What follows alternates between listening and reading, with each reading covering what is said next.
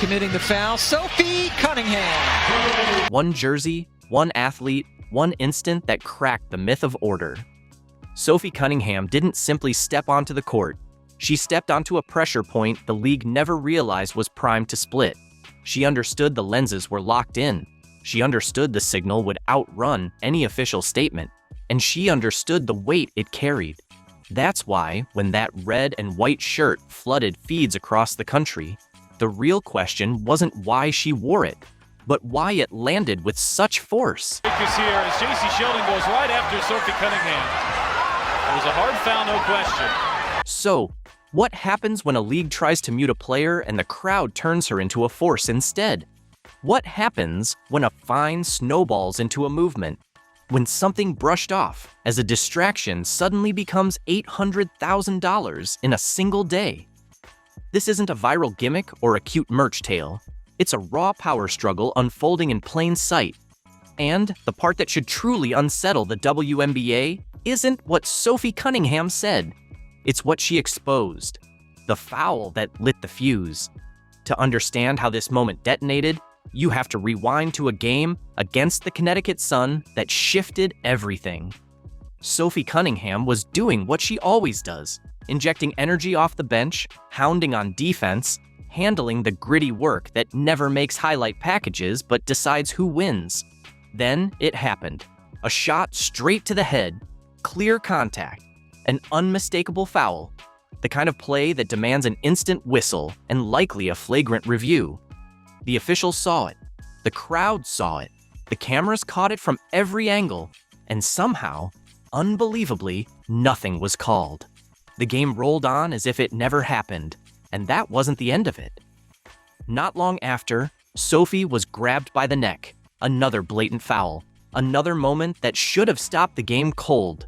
Another failure by the referees to step in and protect a player from unnecessary, dangerous contact. Sophie Cunningham getting in on the action as she knocks down her first triple. Still nothing. No whistle, no explanation, just dead air from the officials whose job is to protect the people on the floor. By then, the frustration boiling inside Sophie Cunningham had to be unbearable. In the span of minutes, she had taken a blow to the head and been grabbed by the neck. And twice, the rule enforcers chose to pretend it never happened. After the final buzzer, Sophie and Caitlin Clark approached the referees to address it. What happened next was caught on camera and detonated across social media. The referee wouldn't even face them. He kept turning his back, deliberately avoiding eye contact as two players tried to have a calm, professional discussion about calls tied directly to their safety. Sophie was tapping his arm just to be acknowledged, and he flatly refused. Anyone who has followed pro basketball knows players and refs talk constantly. They argue, explain, negotiate, and build familiarity over years. Disagreements happen, but respect is the baseline. This wasn't that. This was a referee treating Sophie and Caitlin as if they didn't exist, as if their concerns were so insignificant they weren't worth a glance. That was the breaking point. Sophie Cunningham had absorbed the hits, watched obvious fouls go uncalled, and then been brushed aside like her well-being was irrelevant. And unlike so many players who bite their tongue out of fear of league discipline, she chose a different route. She opened TikTok and hit record. What followed changed everything. She unloaded on the referees, calling them slow, useless, and blind. No filters, no polished statements, no safe language, just the raw, unvarnished truth, spoken the same way millions of fans were already thinking it. And if you ask the players, though, Sophie Cunningham has been speaking out about this. This is not anything about Caitlin Clark. Obviously, they're better with her. She was already voicing what players around the league only dared to say behind closed doors. What everyone in women's basketball understood, but no one with a real megaphone was brave enough to say publicly. The TikTok that detonated. The clip spread instantly. In minutes, it racked up hundreds of thousands of views. In hours, it cleared 1 million. The comment section turned into beautiful chaos. Fans who had been stewing over WNBA officiating for years finally felt seen. They weren't paranoid. They weren't exaggerating. a player from inside the league was confirming exactly what they'd been watching, and she was doing it with the kind of unfiltered honesty the internet rewards. 1.3 million views and climbing, shares ricocheting across every platform, sports shows picking it up, running segments on Sophie's criticism. Overnight, the WNBA had a full-scale public relations problem, and they clearly weren't prepared for it. This is where the league made its first disastrous move. Instead of admitting that there might be real, valid concerns about officiating, the WNBA fined Sophie Cunningham $5,000. The message was obvious. Punish the whistleblower. Warn everyone else. Step out of line and you'll pay for it. It was straight out of the Corporate Control Handbook, a blunt force tactic organizations have used for decades to shut people up. They just picked the wrong person at the wrong moment, the Arbys moment. Sophie Cunningham saw the fine and laughed. Not a polite grin or a media-trained smirk, but genuine laughter at the idea that telling the truth deserved a penalty. And she wasn't about to quietly eat the fine and move on. She had an idea. If the league was going to push her, she'd push back. Not with an apology, but with a pivot. Call it Plan B, call it Project B. Whatever the name, it was about to turn into one of the most memorable marketing moments women's sports has ever seen. On her next game night, Sophie walked into the arena wearing a shirt that read, "Hot girls eat Arbys." Loud, funny, completely out of left field, and utterly perfect. The internet lost its mind the second the photos hit timelines. The shirt started trending almost immediately. Comments poured in, hailing Sophie as iconic, a marketing savant, a straight-up legend. The contrast was flawless. The league had just fined her, tried to reassert control, tried to remind players to stay quiet and obedient. Sophie responded by turning their own arena into her billboard, wearing a fast food tee that generated more buzz than any official WNBA promo all season. She flipped their punishment into her megaphone. She turned control into comedy, rebellion into branding, all with a look that said she was fully aware of what she'd just pulled. Arby's corporate account jumped in instantly, crowning her an unapologetic queen. Engagement went through the roof. Suddenly, a fast food chain was earning more goodwill from women's basketball fans than the league itself. The shirts flew off shelves nationwide. State by state, they sold out. By the next day, the numbers were in. And this comes days after Sophie Cunningham tweeted out this after the second one was thrown onto a court. And the numbers were jaw-dropping. 800,000 units sold. Millions of dollars generated from one player, one shirt, one perfectly timed act of defiance. And here's the detail that likely made WNBA executives sick to their stomachs. Not 1 cent of it went to the league. In one stroke, Sophie Cunningham proves something the WNBA has spent years trying to control. Players can create enormous commercial value entirely on their own. The league is not the gatekeeper it thinks it is. The fallout from the Arbys moment produced receipts the WNBA would love to erase. Sophie's TikTok following rocketed from roughly 300,000 to more than 1.7 million in just days. That kind of growth doesn't come from polished brand strategies or carefully planned rollouts. It comes from authenticity colliding with timing. Sophie stopped being just a player. She became a symbol, a middle finger to corporate control, and the public rallied hard. But the number that should truly haunt league leadership is this. Sophie Cunningham's jersey sales passed Caitlin Clark's. Sit with that for a second. Caitlin Clark is widely considered the most popular, most marketable, most talked about athlete women's basketball has ever produced. Clark! She's possessed! Here comes Clark. How will she go for history? She was the engine behind record-breaking TV ratings. She helped sell out arenas coast to coast. She pulled in millions of first-time viewers who had never once tuned into a WNBA game. And yet Sophie Cunningham, a high-energy role player known more for grit than glory, outsold her in jersey sales. Not because Sophie is the superior talent. No one's making that argument. It happened because Sophie did something Caitlin Clark couldn't. She drew a line in public, absorbed the consequences, and flipped punishment into momentum. The tie to Caitlin Clark only amplified everything. To fans, Sophie became Caitlin's enforcer, the teammate willing to take the hits and return them to shield the league's brightest star. When Sophie went after the referees on TikTok, it wasn't just personal frustration spilling out. It felt representative. She was voicing every missed call on Caitlin, every hard foul that went unwhistled, every moment fans watched their favorite player get battered while officials swallowed their whistles. She became the voice for a growing belief that the WNBA wasn't doing enough to protect the very players driving its explosion in attention and revenue. Whether that perception was perfectly fair or slightly exaggerated didn't matter. It struck a nerve with millions who were already uneasy about how the league was handling its sudden spotlight, the wrestling offer, and why it matters. Just when the Sophie Cunningham saga seemed like it couldn't get stranger, Jeanie Buss stepped into the picture. And for anyone unfamiliar, Jeanie Buss isn't just another executive.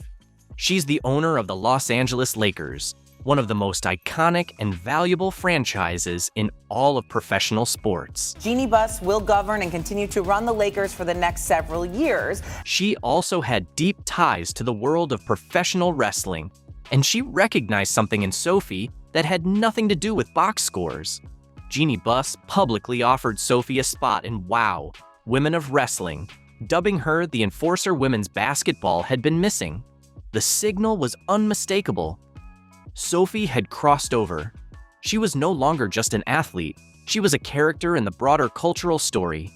That wrestling offer underscored what Sophie had really built, a persona untethered from stat lines. She wasn't simply a name on the Indiana Fever roster anymore. She was Sophie Cunningham, Caitlin Clark's shield, the league's officiating critic, the woman in the viral shirt, the player who refused to soften her words. That kind of identity carries weight far beyond the hardwood, and people with influence were paying attention. Then came the endorsements. Brands that had never glanced twice at women's basketball suddenly wanted in. Messages poured into Sophie's inbox. Deals started taking shape. The $5,000 fine the league had handed down began to look laughably small next to the opportunities stacking up around her.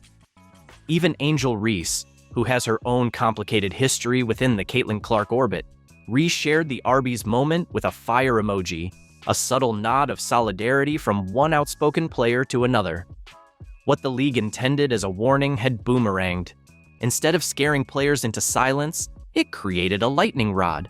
Sophie showed that being real didn't end careers, it ignited them. Fans were starving for honesty, for players willing to say out loud what everyone was already thinking. The era of quiet compliance was cracking, and the WNBA was caught flat-footed, the league's desperate response. As all of this played out in real time, WNBA leadership found themselves cornered. They had tried to rein Sophie in with a fine, and she turned it into a cultural moment. But it was also a season from hell, and hopefully this never happens again. They had tried to keep a tight grip on the story, and she yanked it out of their hands with a fast food shirt. Every move the league made only seemed to worsen things. Each attempt to assert authority made them look more disconnected.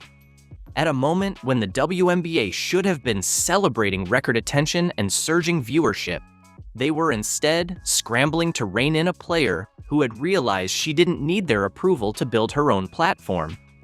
What they reportedly discussed next says everything about how rattled they were. According to multiple reports, the league floated the idea of banning branded clothing entirely, not fixing officiating, not acknowledging the concerns Sophie had raised, not adjusting to a new reality where athletes speak directly to millions through social media. Their instinct was tighter control, more rules, more limits on what players could wear and how they could express themselves. It was the exact wrong response, and it exposed how deeply they misunderstood why Sophie had resonated with fans in the first place. Sophie, meanwhile, seemed to be enjoying every second. She poured fuel on the fire, posting a photo holding an Arbys sandwich while wearing a gold chain that read, "5K Fine Club." She wasn't just ignoring the punishment, she was openly ridiculing it. She was showing other players that fines lose their power when the public is behind you. She was proving that authenticity creates value that obedience never will. Then the rumors started. Arbys was reportedly considering Sophie as the face of a national campaign, with a deal rumored around $2 million. $2 million for a bench player making a fraction of that on her basketball contract. The financial rules of women's sports were shifting in real time, and Sophie Cunningham was at the center of it. Zoom out, and the larger truth becomes impossible to ignore. This wasn't an accident. The WNBA helped create this moment through years of choosing control over connection. Instead of addressing officiating issues when players and fans raised alarms, the league brushed them aside and hoped the noise would fade. Cunningham has her second personal, and she might pick up a technical foul. She's not. Instead of hearing out stars with real concerns about how games were being officiated, the league chose punishment for anyone who spoke too boldly. Instead of accepting that social media has permanently reshaped the bond between athletes and fans, they held tight to an old system where the league dictated the message and players were expected to comply.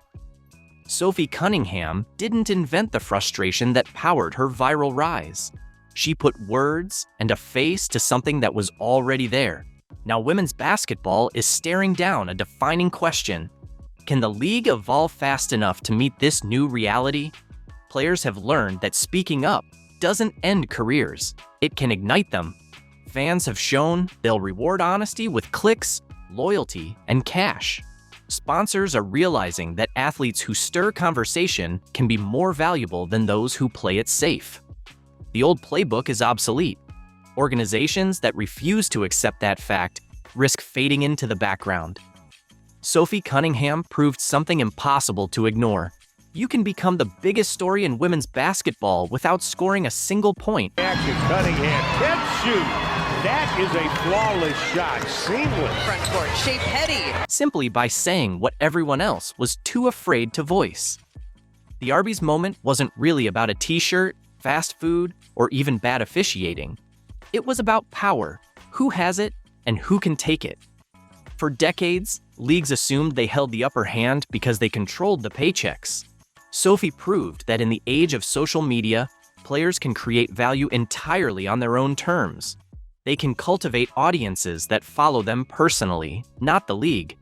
They can unlock commercial opportunities unrelated to points or stats. The balance of power is shifting, and the WNBA got the loudest possible reminder.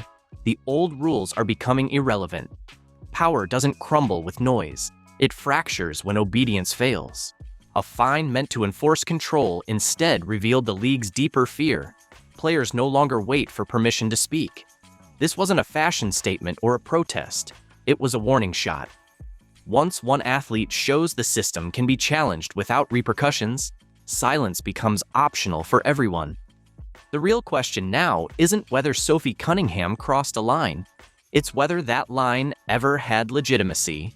If stars realize their voice outweighs any fine, what happens the next time the league tries to reclaim control?